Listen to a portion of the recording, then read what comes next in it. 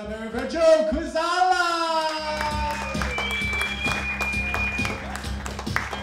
Yeah! Oh, people, hello. Oh, goodness, look at you. Look at you guys. Hi. First, before I say anything, I would just like to thank the club for meeting my accommodations. In the middle of my act, I always jump on a couch and promote my one-woman show, Juvenile. It's coming March 7th. Goodness gracious. Alright, people. Yeah, so as Kyle, our wonderful host, hey, you know what? Have we applauded for Kyle recently? I don't think we have. Let's give it up for Kyle. Doing his best. Keep the show rolling. I am only in Chicago for a little bit. I spent my summer here in Chicago. You might be asking, what was I doing here in Chicago? Well, Chicago is a land of opportunity, so clearly I was working as a cashier at a grocery store. Not just any grocery store, people. How about Treasure Island? Hold your applause! Treasure Island was the single worst job I have ever had in the history of my life. Just the worst job. If you had told me when I was 5 that I would dread going to a place called Treasure Island, I would have pooped in a shoe and given it to you. I'm 5. I don't know how things work. I don't know how things work yet. I'm 5. Give me a couple years before you expect me to make sense.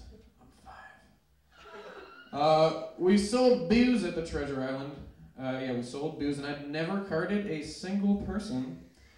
Because seriously, what the fuck am I gonna do?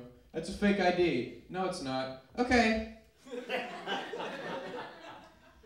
Never really a problem, though. Usually you could tell that people were of age, except one time there was a guy, he was clearly too young to be buying booze, and I wasn't going to say anything, but he goes ahead, he slaps down his fake ID. It is bad news, flimsy, horrible picture, but my favorite part is that the name on the ID said Morgan Spurlock.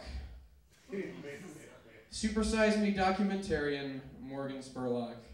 How does that happen? I've got to imagine this guy has an older brother who makes fake IDs, and he's kind of a dick. Like, all right, Brian, I've got 3 fake IDs. You can pick which one you want. Thanks, Steve. Morgan Spurlock, George Washington Carver. Steve, this one just says Ms. Pac-Man on it. I gotta tell you, a lot of 16, 17-year-old kids working at Treasure Island, because let's face it, those are the people who should be working at a grocery store. One kid in particular was a bagger. His name was Julian. The kind of guy who talks all the time, yet has not a thing to say. Let me give you an example. We're working in tandem. I'm ringing up the groceries. He's bagging them. Guy comes through the lane. He's buying Kashi bars. And he says to us, wow, these Kashi bars are really expensive.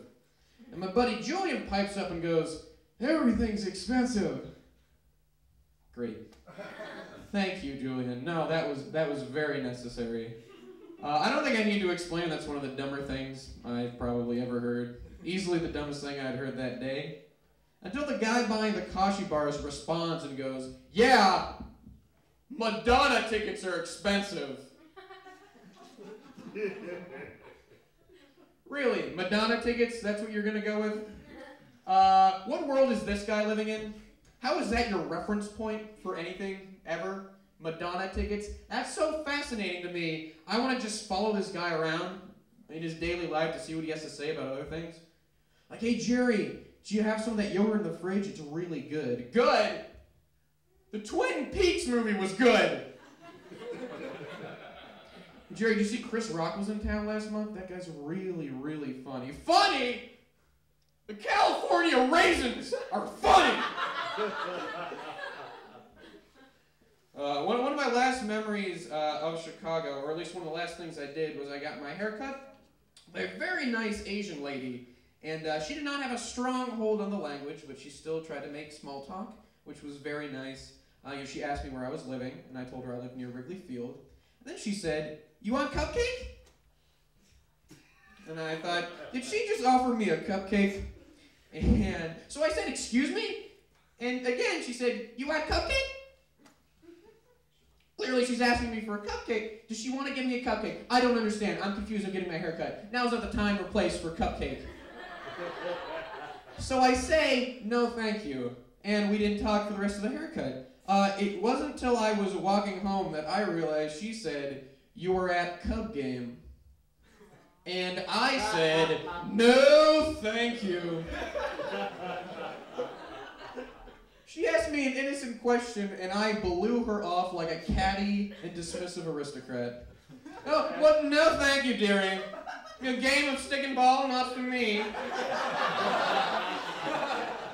Why don't you go run along with the commoners? Go along now, Ching Ching." That's right, Ching Ching.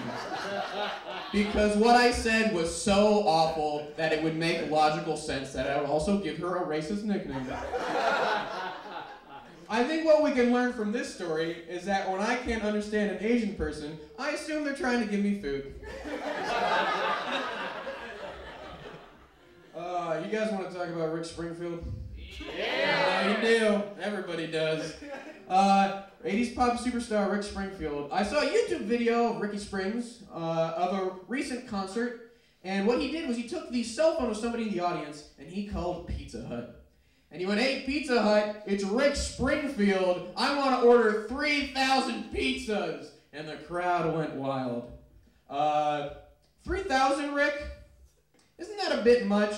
Did Rick Springfield forget he was at a Rick Springfield concert?